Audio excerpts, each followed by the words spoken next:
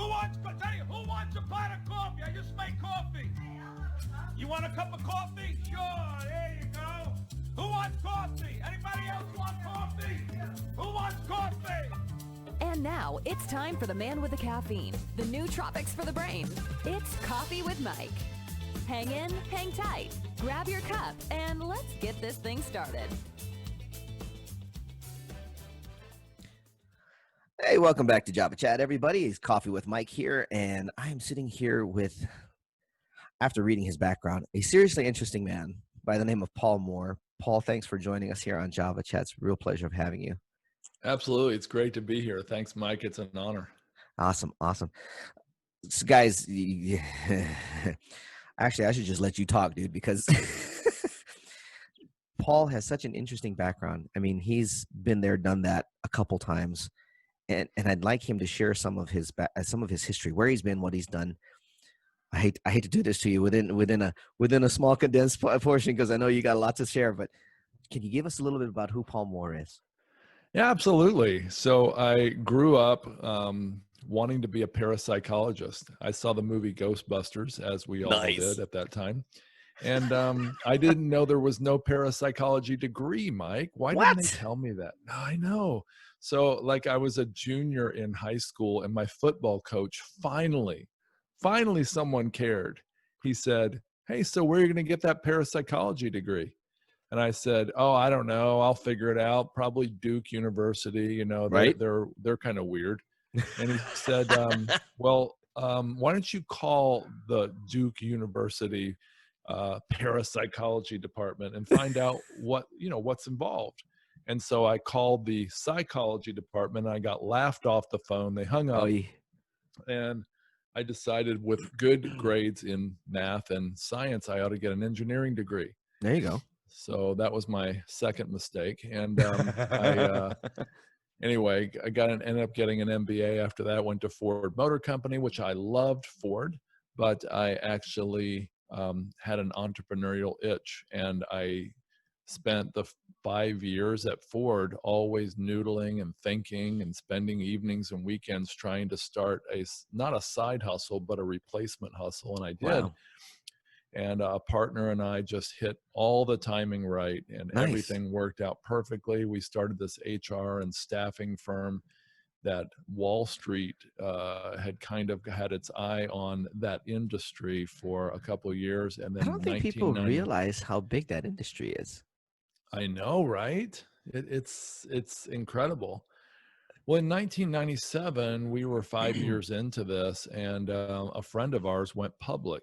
Mm-hmm. And he wanted to acquire a Michigan office with all the tens of millions of dollars he suddenly had in his bank account. And so they acquired our company for too much money. And I decided after that I wanted to move to the Blue Ridge Mountains, raise 2 kids out, an hour from the closest large town. Nice. And we did that. And the 2 kids somehow turned into 4 kids, and we started raising the kids out there. Something about those Blue Ridge Mountains, I tell you. I know. I don't know what it was, and so get some magic out there somewhere. we started a nonprofit organization to reach out to international students studying in the U.S. and give them a wonderful Blue Ridge Mountain retreat weekend. And we did that for a couple of years. Where was I when all this was going on? I would have been one of the ones coming out for sure. Holy really? Cow. Okay. Yeah. Mountains. Oh yeah. Yeah, it was great. So the kids could come out and they could milk a goat and ride a cow, or maybe it was ride a I would have totally been. I would have totally been there, Paul. You get the idea. I would have totally been there.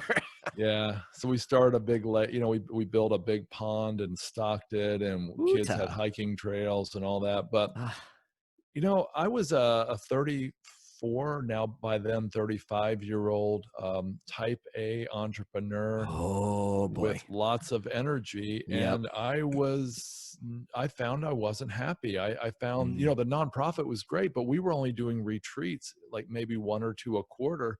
And I wanted to be doing something every week, and it was actually pretty easy. Yeah. And so I found myself looking for something to do, and I tried a few things that I won't go into, but I heard that you could actually buy houses for cheap on the courthouse steps that were Ooh. foreclosed upon. And I didn't know anything. House flipping wasn't even a thing yet. It was, Yeah. they called it buying a fixer upper. Yeah. And Yeah. so we Back in those went down days. to, my buddy and I went to the courthouse steps and we bought a house for about 55% of its retail value. We Jeez. swept it, painted the main floor, and then stuck a for sale by owner sign in the yard. And even though the unemployment rate in that town was 22% at the time, the textiles had crushed Martinsville, Oh, Virginia. yeah. We sold it in 4 hours for full price. Jeez. And I told my friend Jack, I said, "This is easy. We can do one a week, or at Yeah. least one or two or three a month." Yeah. Well, number 2 and 3 and 4 were really hard. We lost money on a couple of them, and I realized residential real estate flipping was fun and profitable, but wasn't quite as easy as I first thought. And Mike, we did dozens and dozens of houses. Then we flipped a couple dozen waterfront lots at a resort area that's much like Nice. Tahoe, Cool. and but it's called Smith Mountain Lake, and that's where What About Bob was filmed. Is that And really? yeah, That's yeah, cool. it's not Lake Winnipesaukee. It wasn't true. And yeah, we have 500 miles of shoreline here, Thank, and thank, thank you, Hollywood, for making us believe the wrong. yeah, right. I know, right? So, well, at the credits, just Yeah. read the credits at the end of the You movie. should. You should. But at any rate, we did that, and I started a small subdivision, sold that out, and It sounds like you went from. It sounds like you went from flipper to developer. Is that fairly? I only did one small subdivision. In fact, that was part of the great pain I'll tell you about at some point if you want to know the great pain of my life. Yeah, we're gonna need to hear that. I'm sure that was Yeah. a pivot point of some sort.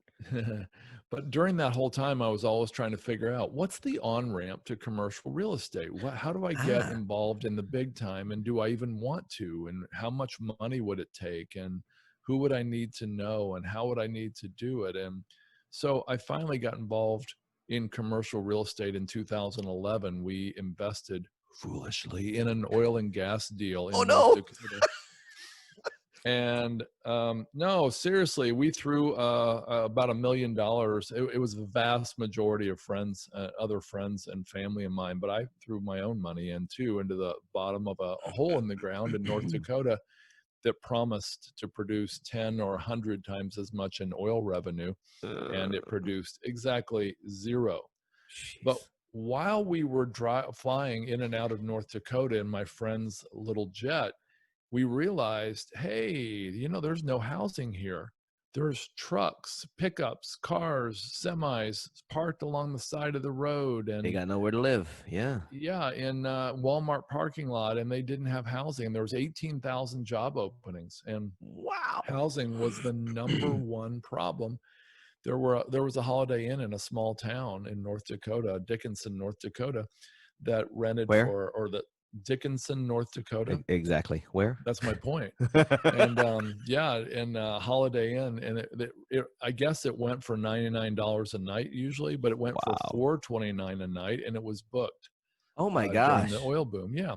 So we said, hey, we're both involved in real estate investing, and while we're waiting for this oil to come out of the ground, we thought it would be a smart idea to build multifamily. So we built a multifamily community designed specifically for transient oil workers, so they could come and go. It was basically like it was short-term rentals, and they could rent for a week, a month, a year, and we were able to rent these rooms, these beautiful cabins, for $129 a night. Nice. Which sounds low compared to the hotels. Yeah, but definitely. At the same time, that was very high as a multifamily. In fact, if you look at multifamily across the U.S. apartments, they rent for about $1 a square foot on average, and that means an 800 square foot apartment might rent on average in the heartland of America for $800 a month. Yeah. Well, we were renting 300 square foot apartments. They were fully furnished and everything, and they had all the utilities and internet. But we were renting 300 square foot apartments for $4,000 a month, and probably getting it, considering $129 a night. Yeah. And so as an apartment, it seemed outrageously expensive. Right. As a hotel room, it seemed really cheap. Uh-huh. And so we were a cross between the two. We crushed it. It went really well. We took a lot of the profits from that when we sold it. And my partner, my business partner, sunk that into a Hyatt hotel that sunk him. Oh. We built a ground up Hyatt hotel, and it was just a disaster. So that's when I got that's when I joined a mentoring group. I got involved in commercial real estate, and I'll tell you more about that later in the show. Cool. So today you're still developing, you're still investing. Oh, there's the carrot juice. You're still investing in things in real estate, correct? Yes, we have a company that pulls together people who want to invest in commercial real estate, but they don't have the millions of dollars to get in. Syndications. Yeah, we do a syndication model Yeah. where we allow them to invest, $50,000 and be Yeah. part of a, let's say, $5 million deal. Sure. That's awesome. And I think the name of that is Wellings Capital. Is that correct? Yeah, Wellings Capital is my company. Awesome. So you've been through all of that. Wow. And I'm sure there's a lot more to discuss. You've been through all of that. And in the midst of it, obviously, there were different points where you have taken lessons, things that have gotten you to go, okay, that doesn't work. We can't do that again. Mm-hmm. How did you address that? I mean, when you hit that wall and realized, this is an oh shit moment, how did you recover? I mean, like, there was a point in time, I think you mentioned that you actually went into debt, like $2.5 million, and yet like 13 months later, you were out. And that's like unheard of. It's even worse than that, or better than that, however you look at it. I had $1.5 million in the bank, more or less, when I sold my company in 1997. Not a huge amount now that I look back, but at the time, at 33 years old, it was unthinkably large amount. Sure. And I blew through a lot of that because I didn't know the difference between investing and speculating. So talk about lessons. That's one. Okay. As an entrepreneur, Mike, we love the cutting edge stuff. We loved learning about Google AdWords in 2005 when it came out, 2004. We loved Facebook ads when they came out, and we could get in front of all the competition and all the local dentists who could use your program. I'm sure we're very, very excited to be in front, using the cutting edge type stuff. Yep. Investing is entirely different. The richest guy in the world now, Jeff Bezos, asked Warren Buffett, he said, hey, your investing style, your program is not very complicated. It's actually quite simple. Why doesn't everybody just do what you do? And Buffett apparently, this is not recorded. I mean, it wasn't on audio or video, but apparently he chuckled and said, no, nobody wants to get rich that slow. And the point is, investing is not, it can be entrepreneurial. Sure. Jeff Bezos was very entrepreneurial. A lot of people are very entrepreneurial, but the vast majority of people who get wealthy do it really slow and steady. Paul Samuelson was the first Nobel Peace Prize winner in economics from the US. And he said, as compared to speculating, he said, true investing should be more like watching paint dry or watching grass grow. If you want excitement, take $800 and go to Las Vegas. Yeah. It's kind of funny. We actually had, we've had that conversation in some of the real estate investing classes that we've been in. I have a friend here. We call him Coach. Great guy.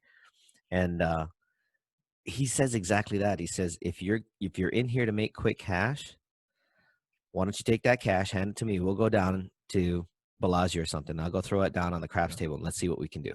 Right. Because we got just as much chance of doing it that way as the way you're thinking right now. If you're thinking about long term, then you're in the right class. Right. And this is the way he says it. Shit don't happen like that in the market. That's right. It just doesn't. Yeah. So to answer your question, I didn't know that. Yeah. And I didn't have any idea. Investing is when your principal is generally safe and you've got a chance to develop cash flow and make a return. Right. Investing's that way, but speculating is when your principal is not at all safe and you've got a chance to make a return, and you've Right. also got a huge chance of losing it all. And so I was a speculator, called myself an investor, and 10 years to the month after having $1.5 million, almost 2 million originally in the bank, I had 2.5 million in debt.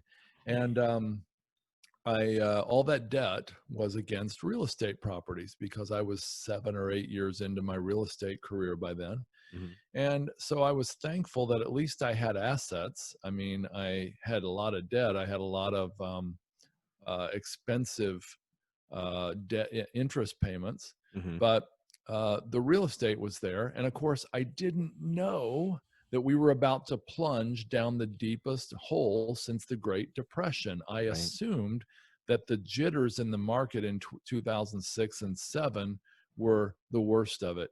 Of course, we all wanted to believe that, but that wasn't true. In fact, the Mm. next year would be the worst year for the stock market and Yep. the worst year for the real estate market Yeah. on record in a very, very long Yeah. time. Yeah. And so I found myself in November of 2007 journaling. I like to journal in the morning, and Mhm. I found myself asking, what would one of my heroes, what would he do? His name's George Mueller. It's technically pronounced Muller. Mhm. And he's a German born guy who went to England. He was a hellion as a youth, and he turned into a saint as an older man. And he opened orphanages for kids. It's in Bristol, England. And George Mueller began to house orphans. First, it was 5, and then it was 25, and then it was 2,500. I don't know that he ever got much beyond that, but he housed 10,000 orphans total in his lifetime. Mhm. And he did it all without doing any marketing. He didn't do any capital raising, no Sacrilege. fundraising. I Sacrilege. know. I How could he know. He possibly? hated marketing, but he was still my hero, even though I loved marketing, because he actually did a lot of amazing things in his lifetime to help the poor. That's awesome. And I thought, well, I like that guy. What would he do? And I literally thought, as I was sitting journaling, I thought he would start giving money away, and he would believe that he would find his way out of the hole he was in that way. And though he didn't believe in debt either, so I was already in big trouble. Um, I said to my family, I said, "Hey, we're going to give our way out of debt." Whoa. And then I met a When couple so friends. who brought the first straitjacket after that comment? Yeah, well, my wife tried. But then somehow or another, her best friend was my accountant, and I got a call from her husband a few days later, Uh-huh. and he and another good friend met with me at a fast food restaurant, and they said, "What's your plan to avoid bankruptcy, Paul?" And I said, "I'm going to give my way out of debt." And then the other straitjacket came out. Yeah, I'm sure. And that was in December of 2017 or 2007. Anyway, January 1st, 2008, we started giving what was seemed to be a lot of money. Every week, we made a donation to a nonprofit, a charity, a church, something that was important to us, to kind of land this plane. 4 weeks later, I had an idea drop out of heaven, Mhm. and I had no idea where this idea came from. And I actually went down to the county courthouse, and I told the county planning and zoning commission that I had this large tract of land along the lakefront at Smith Mountain Lake. It was not subdividable. That was very clear. Yep. And I walked in with a survey that I had hand drawn on, and I told them I was going to subdivide it. And here is the loophole, I said it real nice, in Yes. your law that allows me to do this. And they said, and the lady was completely dumbfounded. And she said, "I've worked in this job for decades. Nobody has ever come up with such an outlandish plan to," and she said, "And you did. Congratulations." And so I turned that piece of land into a little subdivision. And in the very height, or I should say the depth of the worst weeks of this Yeah. downturn, which was September, Yep. October of 2008. hmm I sold 4 of those 5 lots for hundreds of thousands of dollars when nobody was buying land or lots at the time. And miraculously, we were completely debt free in 13 months. That is an amazing story. You gave your way out perfectly. That is awesome. It's It kind was of interesting incredible. when you talk about the recession that we had in '08. It was funny. I have a background in finance because I was in mortgage lending, both private and conventional. Mhm. And when they started doing the interest only loans in '06, the first commercial I looked and they went, they're using interest only loans for owner occupied homes. I immediately got on the phone with my old broker back in Hawaii, who I hadn't talked to in like 6 years. And I literally called him up and I said, "Did you see the latest commercial?" He goes, "What commercial?" I explained it to him. He goes, "Oh, no." I said, "Oh, yeah, they just started doing that." And he goes, "How many are doing it?" I said, "Well, I can only gather that everybody's going to jump on the bandwagon because you know how money is. Money finds money. It's going to go make more." He goes, "This is bad." I said, "Yes." I said, "We got about 2 years." He goes, "You think we got that long?" I said, "The way things are going, we got about 2 years." 2008, September and October it hit. And I was like, I hate being right about stuff like this. It's too bad you couldn't have shorted the whole world or Oh my something. gosh, that would That have would been have a been great. killer short. Are you kidding me? That would Yeah. have been awesome. Yeah. Since you've taken, well, let me look at the time here. I want to make sure that we're doing, we're doing great. I want to talk a little bit about, because you wrote a book about the perfect investment, since we're on the subject of investing. And like pre-show, you kind of talked about how that's not entirely true. Can Yeah. you describe first what that is, and then why would you say that? I mean, you just wrote a book on here's the perfect, but it's not really perfect. How does that Yeah, work? right. Well, I didn't plan to be a fool publicly, but hey, we I wrote a I got a I've got a podcast called should How we to be Lose having Money. whiskey So over how this much instead of coffee and orange, the I carrot juice? know, right? I mean, hey, look, I started a podcast and we've got 230 shows Sweet. about called How to Lose Money. Oh, So cool. I guess I don't mind being foolish. But anyway, no, seriously. I looked at the long-term demographics, which include millennials, baby boomers, immigrants, and now Gen Z. Right. And I looked at the trends around the world toward away from home ownership and toward renting.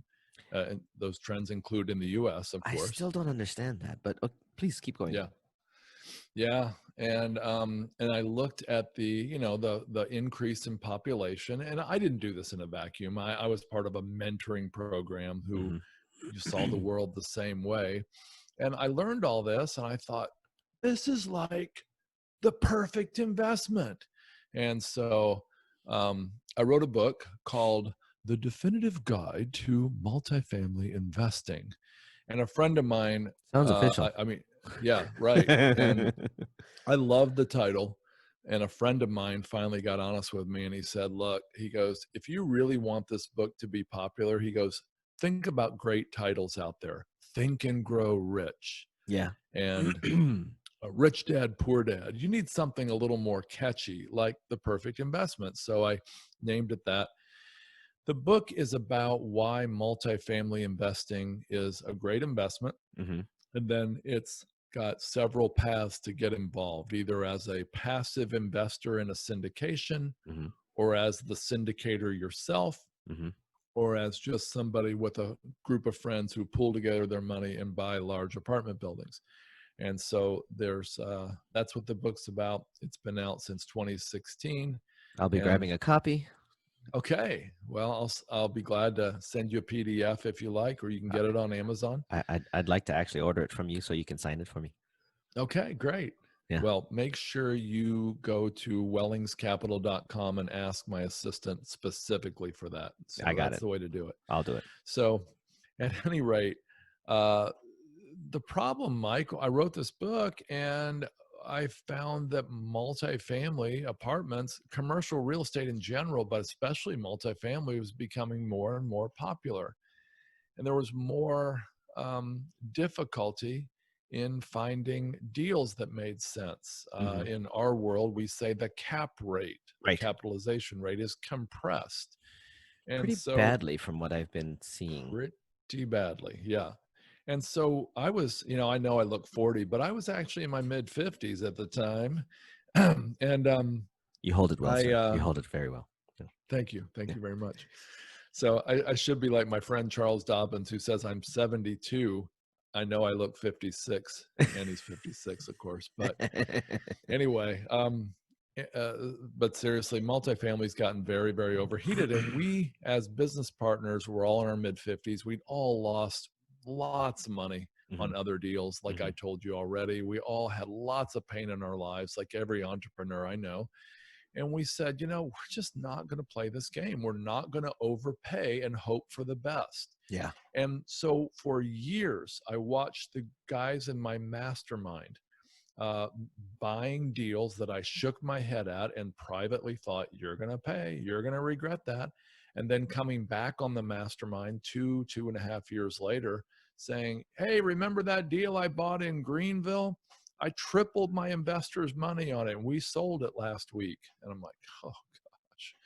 And so it made me think, either I was really stupid for not jumping on the bandwagon, or there's going to come a day when the musical chairs end, when the Yeah. music stops, Yep. and somebody is going to be left holding the bag for an overpay apartment building that they way overpaid for, and they're going to pay a dear price. And I read Warren Buffett, I read Howard Marks, I read all these different smart people's investor comments, and they said, they're going to tell you this time it's different. They're going to tell you it's okay to overpay. There's a really famous multifamily guy who got charges by the SEC, I think it was last week, who was telling the world very publicly and very loudly, it's okay to overpay for multifamily because it's always going to go up. I think I know who that is. We won't say his name, Yeah, but I I think I know bet who you that do. is. Yeah. Yeah, I bet you do. And so at any rate, it's not okay to overpay. The It's never fundamentals okay are to the same overpay. as they were last Yeah. year and last decade and last century. And so I just chose to not overpay.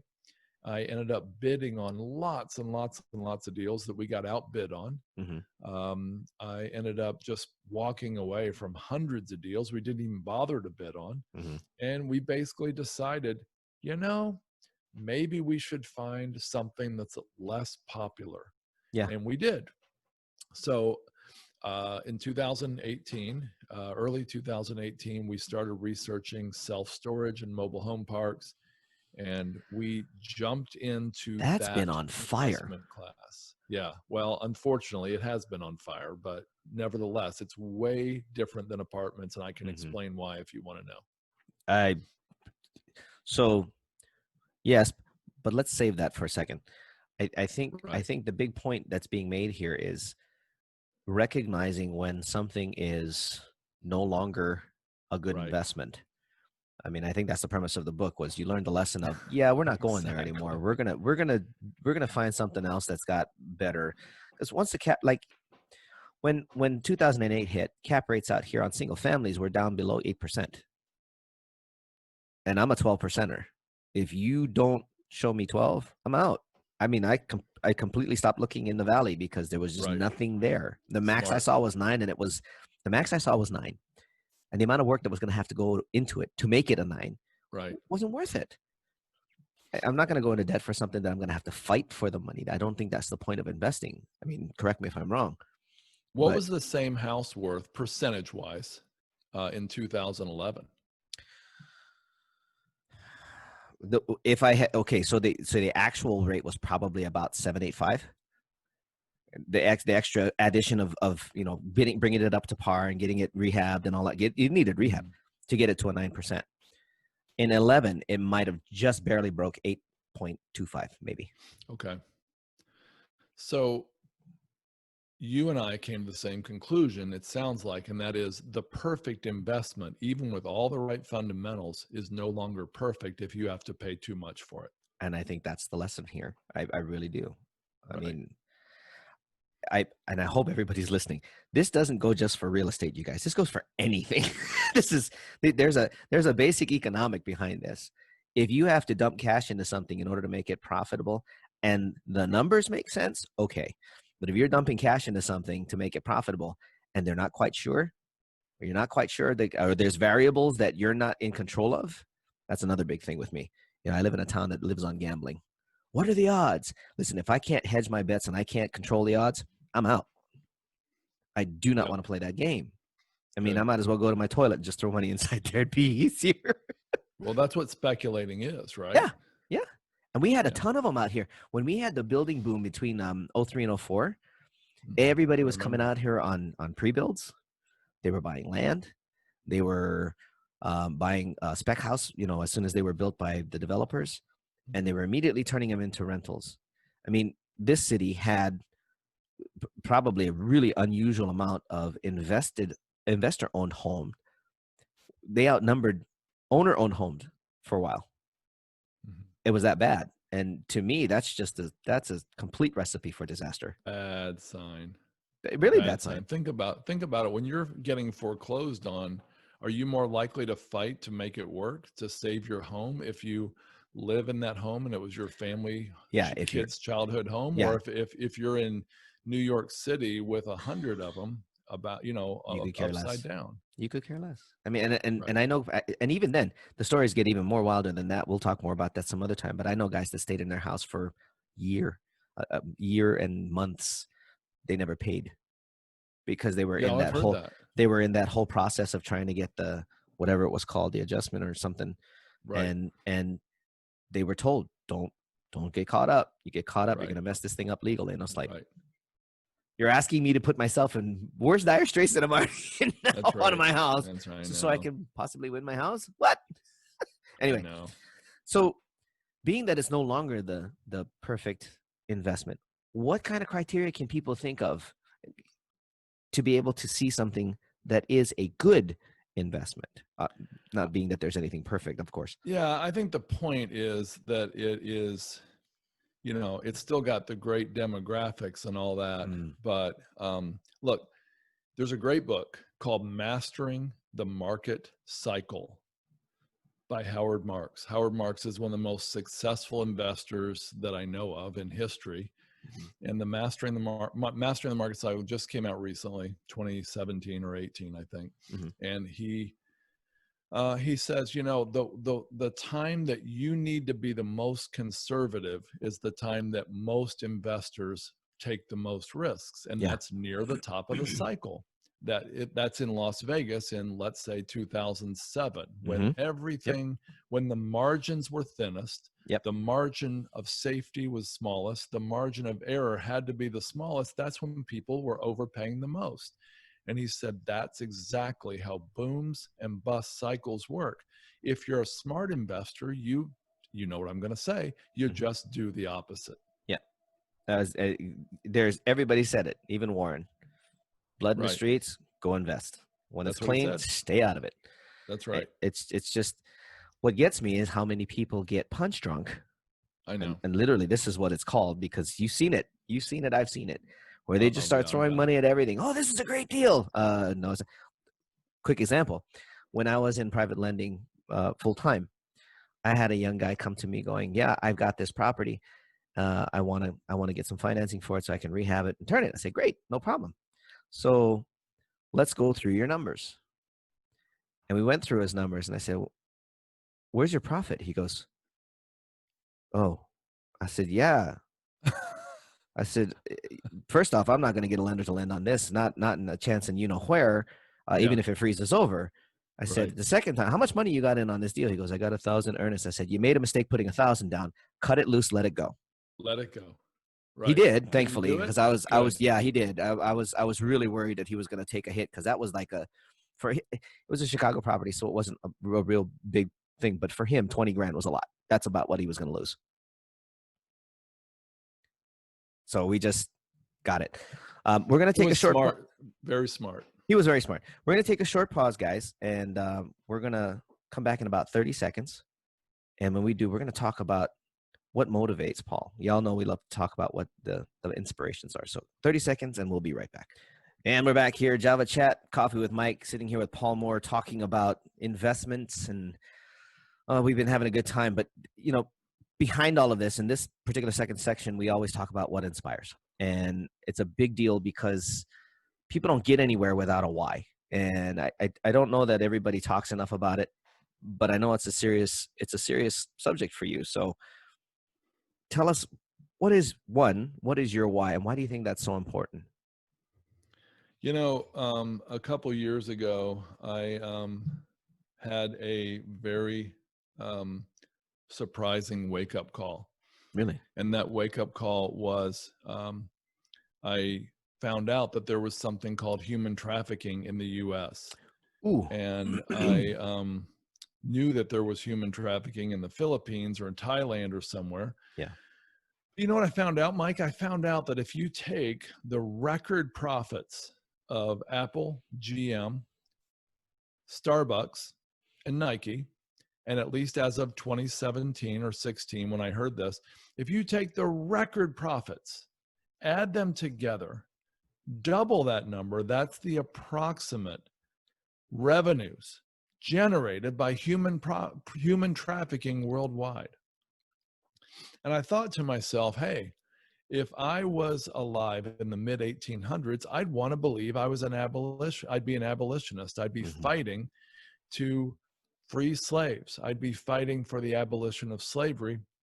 And I want to believe if I was an adult in the 1960s that I'd be fighting for civil rights and I would be doing the right thing. And, this is a civil right. Yeah. And this is slavery. And there are tens of millions of victims. And since we started this podcast, there have been probably 400 to 600 new victims of human trafficking. Yeah.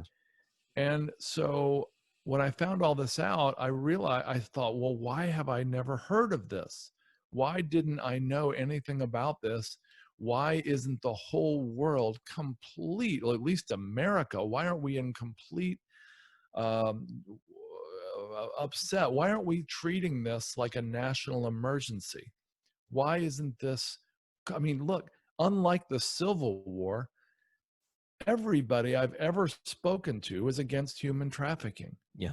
Like Civil War, like maybe, for example, half and half, or maybe it was 60-40, but everybody I've talked to and know is against human trafficking. Democrats are against it. Republicans are against it. Of course, we know that there's a deeper thing going on behind the scenes, and there are people that claim to be against it who are for it and benefiting by it, but that's not the point. The point is there should be a massive outrage about this. Absolutely. And so I decided I wanted to try to tell the world and tell everybody I could about this outrage, and I want to try to promote the ending of, or fighting, or the ending of human trafficking and the rescue of its victims.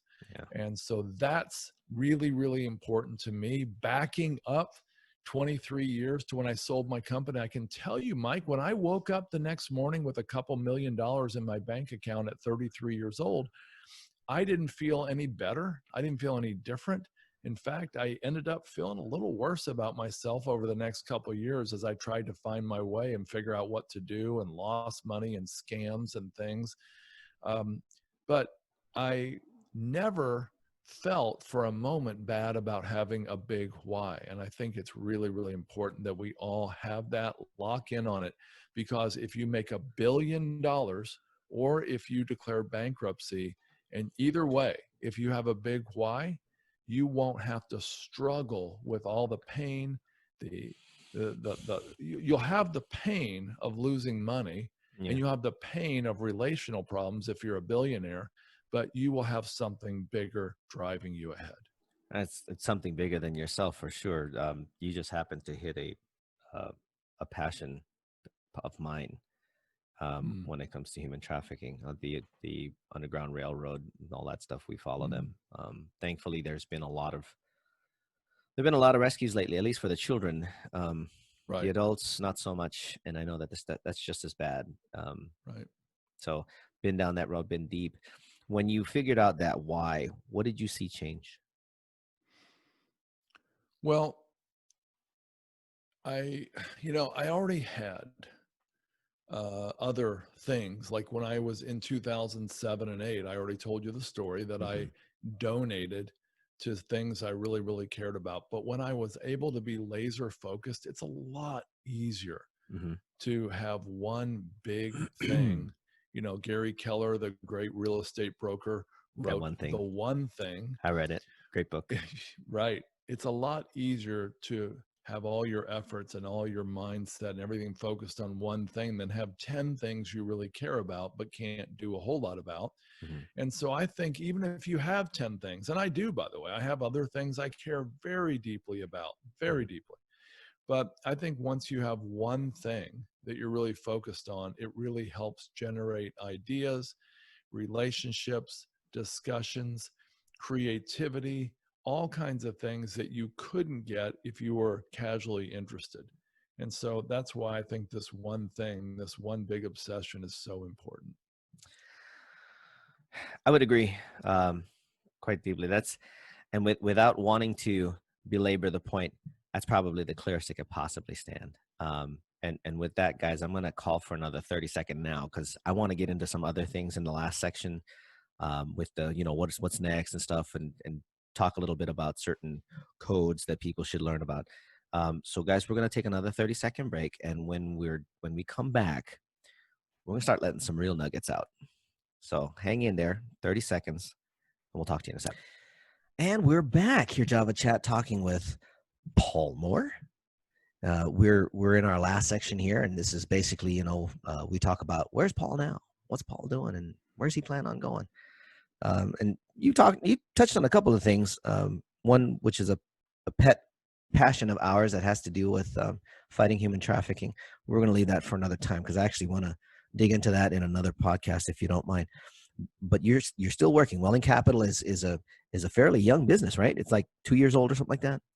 We've been around about 6 years, and Wellings Capital has reimagined itself in the last 2 years. Yeah, absolutely. Awesome. And what does Wellings focus on? Is it back to the multifamily investments and things of that nature? Or? So we found that, and this is my experience too, Mm-hmm. Mm-hmm. a lot of people, literally like 1.6 million people on BiggerPockets, for example. BiggerPockets.com is the Mm-hmm. largest forum for real estate investors. Yes, chat. it is. Yes, it is. And yeah, so we found that a whole lot of those people, and I was one of them, didn't know how to get into commercial real estate, but they wanted to, or they Mm-hmm. at least were interested. Mm-hmm. Some of them found out that and I found out that the Forbes 400, the wealthiest people in the world, almost all invest in commercial real estate. That Oh, yeah. doesn't mean they made their money that way, but a lot of them did. Yep. And a lot of them just shelter taxes that way.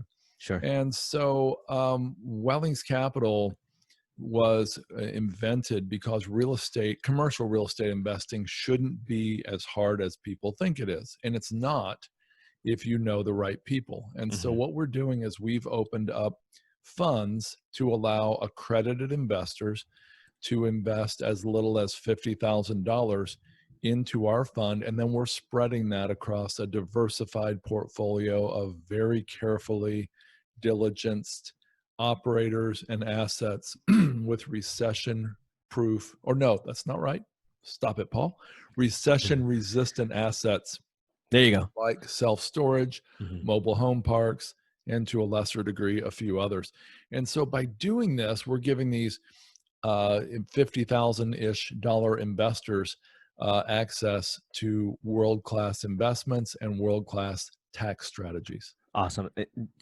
I'd like you to define, because it's been vaguely kind of thrown around in circles, and I'm sure there's a bunch of business professionals that are wondering, what is accredited when it comes to being an accredited investor? Yeah, so we sometimes say, you'll know if you're accredited, but that's just not true. Some people have thought that over the years, but accredited investor is an SEC regulation Mm-hmm. that, I say it slowly because people think I say SCC. But SEC regulation that says you can only invest in certain type of private placement deals. In Right. other words, they're not publicly traded. Right. If you have experience investing, Uh-huh. And since they don't know how to test everybody to see if they have experience, they just said, well, if you have $1 million net worth, not including your private residence, Right. or if you make 200,000 a year for the last couple of years and likely the next year, or if you make 300,000 a year with a spouse, then you are accredited. There's some very other minute details in there, but those are the main qualifiers. Okay. And so anybody that's looking to invest that's not accredited, what would you suggest they start looking at as far as an investment, like we've been talking about? Well, I'm not a fan of the casinos on Wall Street. And so You're probably not a fan of casinos over here either then. well, it's not that. It's just that I know what Warren Buffett said. If he died, or if somebody was starting out, they should just stick their money in a diversified portfolio of stocks and let it ride till they retire. And I get it. I really, really do. And I think that's a legitimate option. I really do. However, I personally like real estate. I like hard assets, things I can touch. And I like the fact that I can talk to the operator, the syndicator, the manager, whatever you want to call it. I can meet them face to face. I can't imagine meeting the CEO of General Electric before I invest with them. Right. I can't imagine that my voice would have any impact. But I invest with a company heavily. Wellings Capital invests heavily with a company in your very town, my friend. Yeah. And we can call him or text him on a Saturday, and I'll hear back from him within minutes. He'll jump on the phone, and what I say actually matters. And I try very carefully not to ever tell him, I think you should do this. But I shoot out ideas, and he does too. And we actually partnered together recently on a new fund we just launched. Nice. The point is, I really think that people can do better than just, Wall Street. 93, I don't know what the current number is, Mike, but the 93% at one point of people who play stocks, keyword being the verb play, 93% lose money. Yeah. And I think people can do better than that. It's funny. I was just on the earnings call for of all companies, Pinterest, yesterday.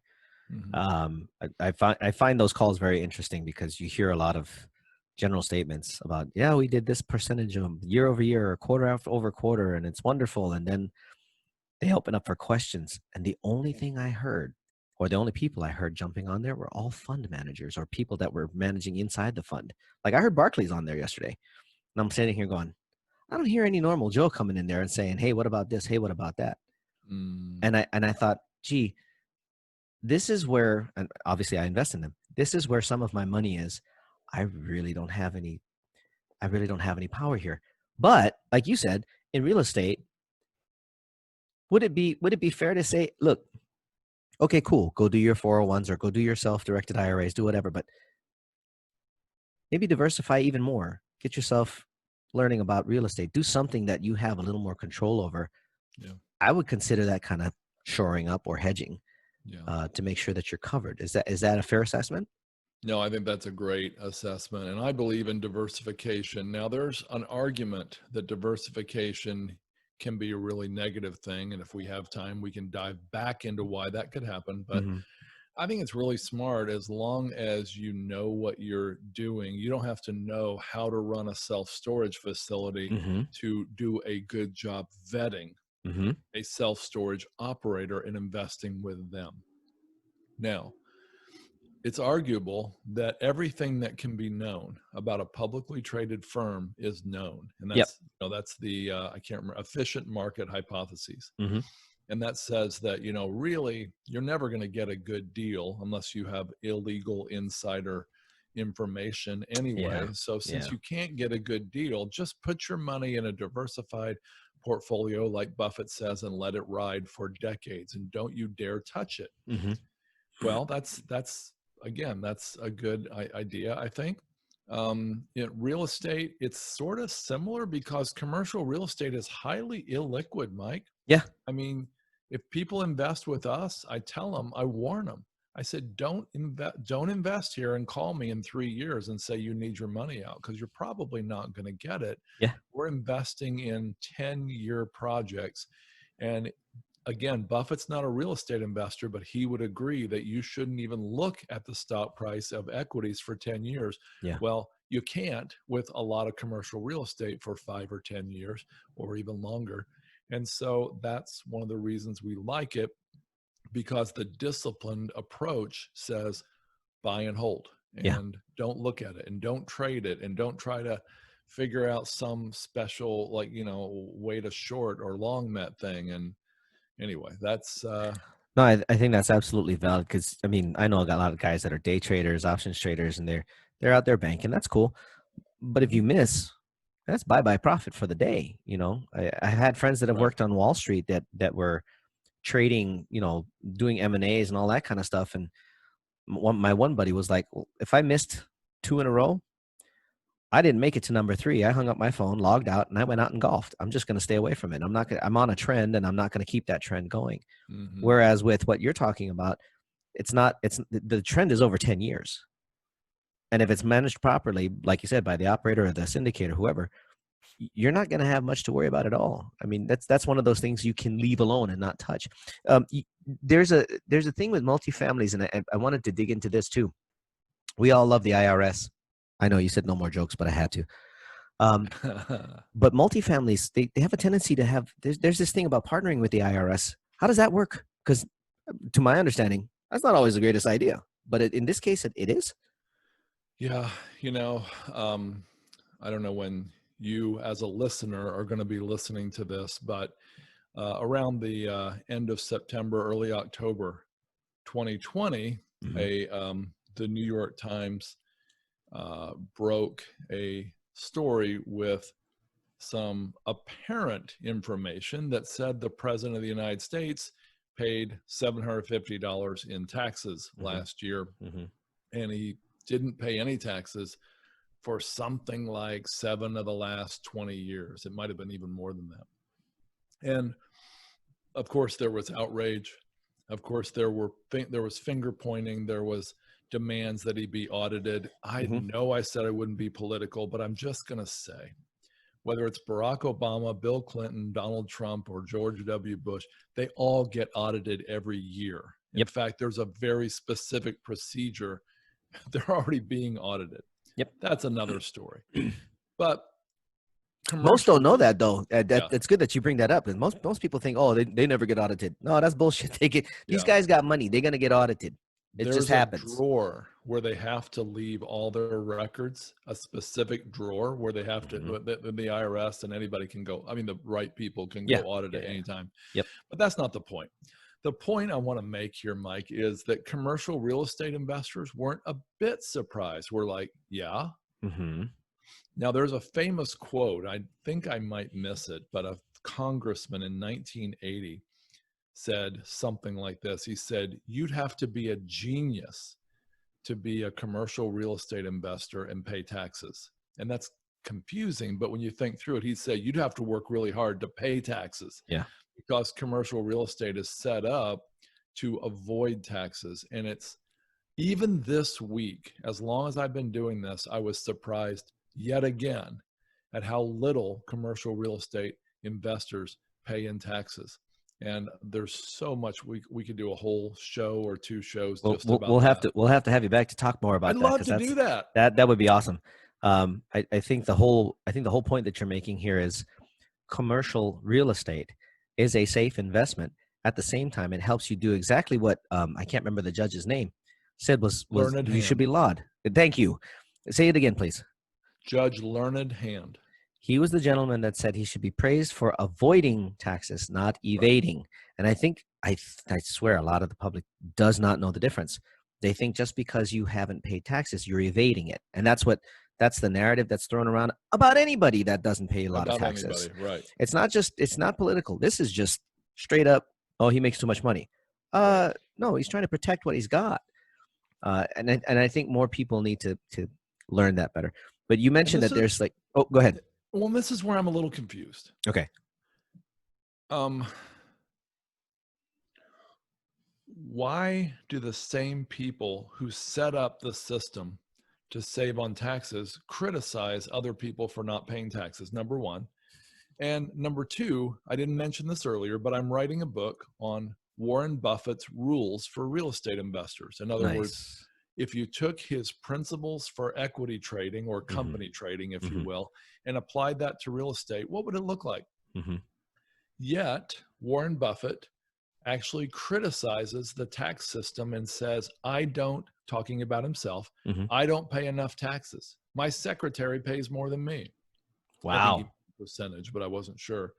But at any rate, yeah, I don't know why, because by saving on taxes, Buffett has been able to donate to do a lot of what he believes is very good in the world. Mm-hmm. I Mm-hmm. don't think that the IRS would probably do as well as he did in helping poor children in Uganda, you Yeah. know?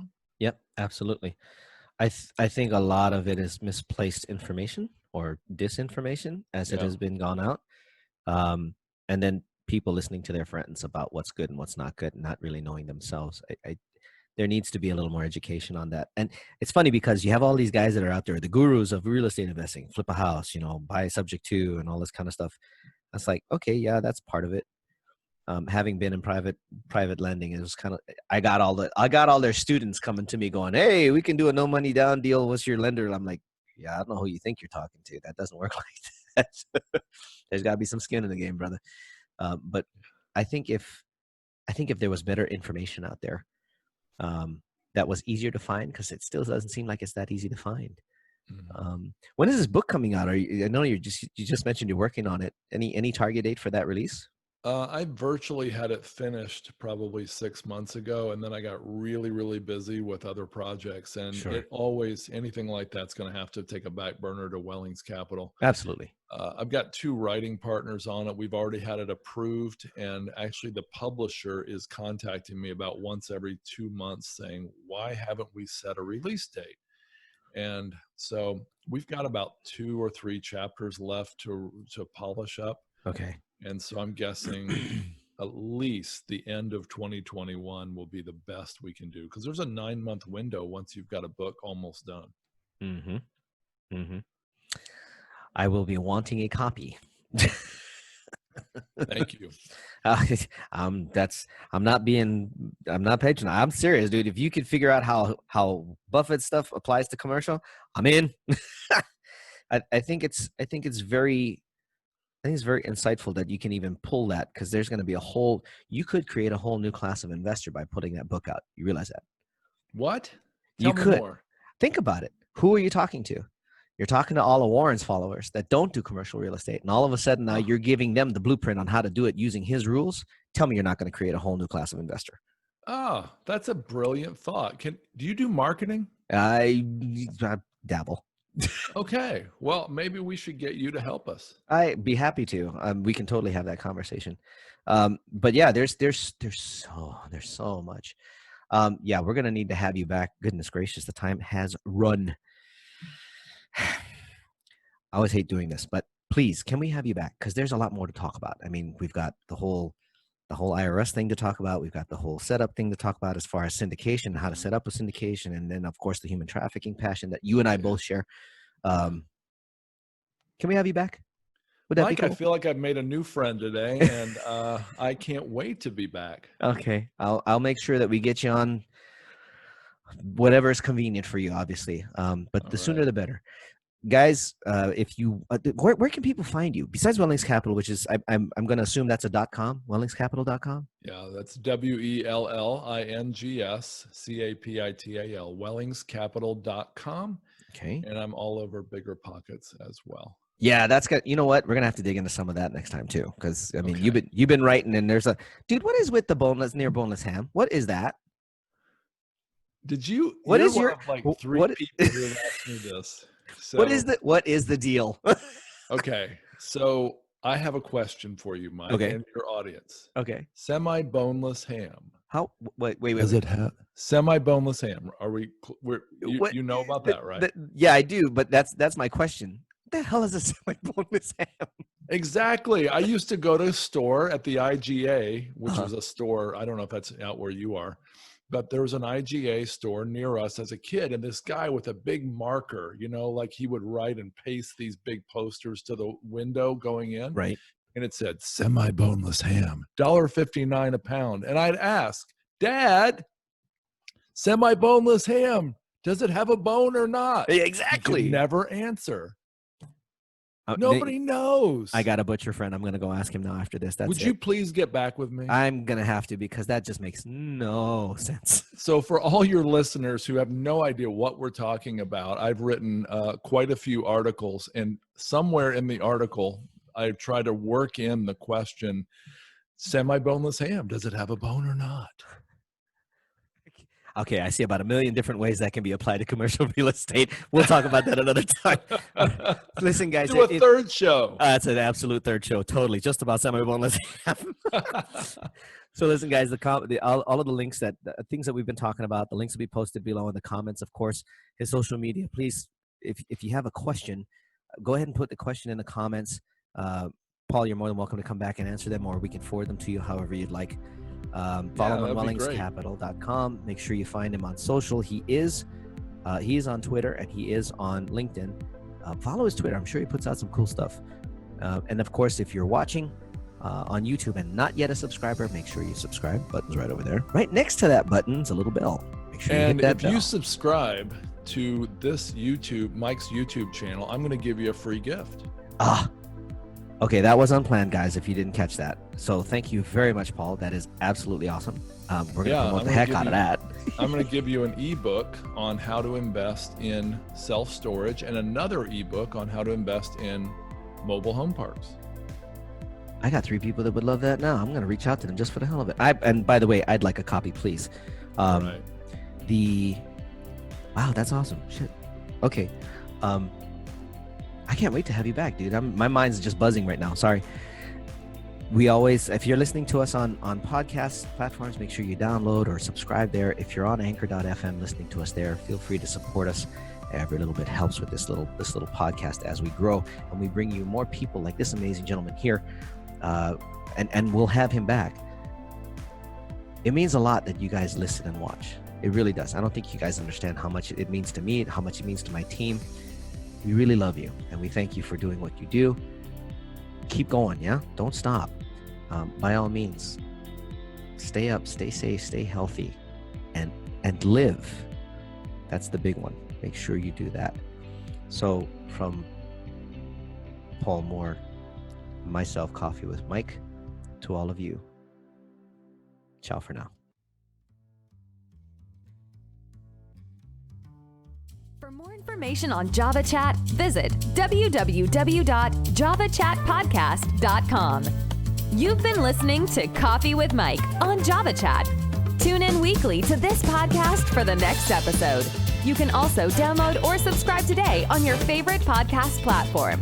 A production of Oasis Media Group, LLC. Located in Las Vegas, Nevada. Copyright 2019. All rights reserved.